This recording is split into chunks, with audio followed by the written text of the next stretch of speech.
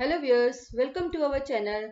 Today we are going to discuss about check and what are the different types of checks. Now, what is a check? A check is a document which ensures the payment of a particular amount of money on demand to a certain individual or to the bearer of the instrument. It is a printed form which you can use to make payment from your bank account. The payer, the writer of the check, writes the name of the payee on the pay to the order of line and signs the check on the signature line. It is a negotiable instrument. One of the benefits of the check is that you can transfer a high value transaction without any hassle, which would be very difficult if hard cash was used instead. It is one of the safest and convenient modes of making payments and is transferred by mere delivery. Now let's see some of the important details which should be present in a check are as follows. A check should be dated. यहाँ पे check की date आनी चाहिए. A check should mention the amount of money in figures and words. यहाँ पे आपको amount भरना है check में. The check must be signed by a person, drawer issuing the check. जो चेक इशू करता है पर्सन वहाँ यहाँ पे उसके सिग्नेचर आने चाहिए. A check must be drawn upon a specified bank, that is the drawee. तो ये जो चेक है ये स्टेट बैंक ऑफ इंडिया का है. A check must have the name of the recipient, that is payee of the check. तो यहाँ पे payee का नाम आना चाहिए. Now let's see the various types of checks are as follows. First one is bearer check. The bearer check is a type of check in which the bearer is authorized to get the check encashed. This means the person who carries the check to the bank has the authority to ask the bank for encashment. ये check के ऊपर यहाँ पे ये bearer लिखा होता है. तो जिस किसी पर्सन के पास ये bearer चेक है तो वो पैसे जो है वो एनकैश कर सकता है. This type of check can be used for cash withdrawal. This kind of check is endorsable, so no identification is required for the bearer of the check. तो इसमें जिसके पास भी ये चेक है तो जो भी इसको प्रेजेंट करेगा, जो भी इसका होल्डर है, तो वो एनकैश कर सकता है मनी और इसमें कोई आइडेंटिफिकेशन की जरूरत नहीं होती. One is order check. When the word bearer appearing on the face of a check is cancelled and when in its place the word or order is written on the face of the check is called an order check. यहाँ पे आप देख रहे हैं कि यहाँ पे ये bearer लिखा है, तो हम bearer को काट के जब हम यहाँ पे on order कर देते हैं तो ये order check हो जाता है. Such a check is payable to a person specified therein as the payee or to anyone else to whom it is endorsed, that is to whom it is transferred. The next one is crossed check. The crossing of a check means drawing two parallel lines on the face of the check with or without additional words like and company or account payee or not negotiable. A crossed check cannot be encashed at the cash counter of a bank, but it can only be credited to the payee's account. इस check में आप देख रहे हैं ये जो दो parallel lines हैं, तो ये जब हम ये दो पैरेलल लाइंस ड्रॉ कर देते हैं तो ये क्रॉस चेक हो जाता है. और क्रॉस चेक में क्या होता है कि कैश पेमेंट जो है इसमें नहीं होती है पेई को, और जो पेमेंट जो है वो डायरेक्टली ट्रांसफर होती है पेई के अकाउंट में. दूसरा है जनरल क्रॉसिंग. अब जनरल क्रॉसिंग के अंदर क्या होता है, आप यहाँ पे दो पैरेलल लाइंस ड्रॉ करेंगे एंड द अमाउंट जो है that is credited to the account of payee and can further transfer it to the third party by endorsing it. अगर सपोज यहाँ पे अतुल ने यहाँ पे सिग्नेचर कर दिए और यहाँ पे उसने एंडोर्स कर दिया ये चेक सपोज XYZ को, तो उसके अकाउंट में पेमेंट जो है वो चली जाएगी. The next one is account payee crossing. अब इसके अंदर जो वर्ड है ये अकाउंट पे ही लिखा हुआ है, तो इसके अंदर क्या होता है कि जो पेमेंट है वो सिर्फ अतुल के अकाउंट में ही जाएगी और ये किसी और के अकाउंट में ट्रांसफर जो है वो नहीं हो सकती। So it is a non negotiable, और जो पर्सन जो है दूसरा पर्सन के अकाउंट में ये पेमेंट जो है वो ट्रांसफर नहीं हो सकती। Next one is special crossing. इसमें क्या होता है कि जो अमाउंट है that can be transferred to the said bank in the crossing. अब आप यहाँ पे देख रहे हैं कि यहाँ पे हमने दो पैरेलल लाइंस ड्रॉ करी हैं और इसके यहाँ पे हमने एक्सिस बैंक लिखा है।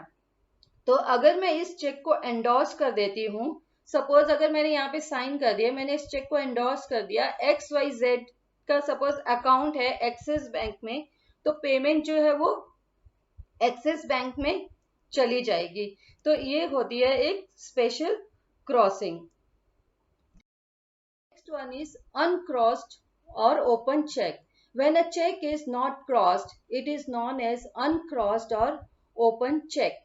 यहाँ पे हमने दो पैरेलल लाइंस नहीं ड्रॉ करी हैं, तो इसको हम कहते हैं अनक्रॉस्ड और open cheque. The payment of such a cheque can be obtained at the counter of the bank. इसमें पेमेंट जो है आप काउंटर में बैंक में जाके ले सकते हैं। An open cheque may be a bearer cheque और एन ऑर्डर चेक। तो ये जो है ये बेयरर चेक भी हो सकता है और एन ऑर्डर चेक भी हो सकता है। Next, antedated check. If a person bears a date earlier than the date on which it is presented to the bank, it is called as an antedated check. Suppose आज 13 सितंबर है और suppose ये check जो है अगर मैंने इसे 4 सितंबर का दिया है 2020 का, तो उसको हम कहते हैं एंटीडेटेड चेक।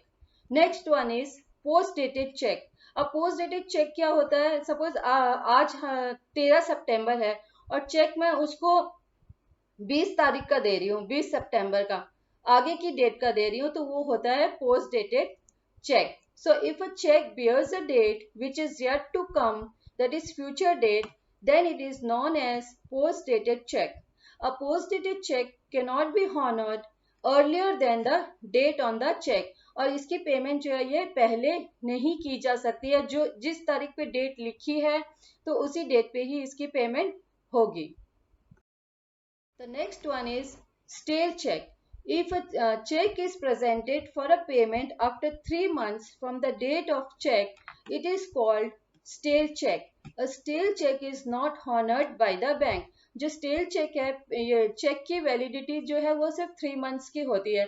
अगर आप 3 मंथ के बाद उसको एनकैश करना चाहें तो आपको उसकी पेमेंट नहीं मिलेगी।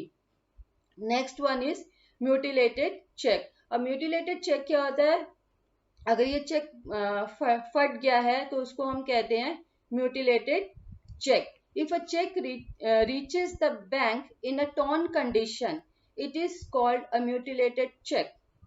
If the check is torn into 2 or more pieces and the relevant information is torn, the bank shall reject the check. अगर जो भी इंफॉर्मेशन है, रिलेवेंट इंफॉर्मेशन चेक के ऊपर लिखी हुई, तो ये अगर वो चेक फटा हुआ है तो बैंक जो है रिजेक्ट कर देगा cheque and declare it invalid until the drawer confirms its validation. तो जिस पर्सन ने ड्रॉअर ने इशू किया है वो चेक, जब तक वो कंफर्म नहीं करेगा आपको पेमेंट जो है नहीं मिल सकती। If the cheque is torn from the corners, अगर चेक जो है कॉर्नर से फटा हुआ है and all the important data on the cheque is intact, और जो भी इम्पोर्टेंट डेटा इंटैक्ट है, then the bank may process the cheque further. इसमें MICR कोड जो है वो एक स्कैन कोड होता है जो वैलिडिटी ऑफ चेक हमें बताता है, और इसमें कंफर्मेशन ऑफ ड्रॉअर की बाद ही आप एनकैश कर सकते हो चेक को। Next one is travellers cheque. These types of checks are issued for withdrawal of money while traveling. These checks can be encashed abroad where foreign currency is normally acceptable. It provides security against loss or stolen checks. और इसके लिए bank जो है वो issuance fees जो है वो charge करती है। अगर जब कभी भी आप घूमना चाहते हैं बाहर तो आप ये ट्रेवलर्स चेक लेके जा सकते हैं। अगर आपको ज़्यादा पैसा कैरी नहीं करना है तो ये जो है आपके लिए एक सेफ है। इसमें होल्डर के इसमें सिग्नेचर होते हैं। Next one is self check.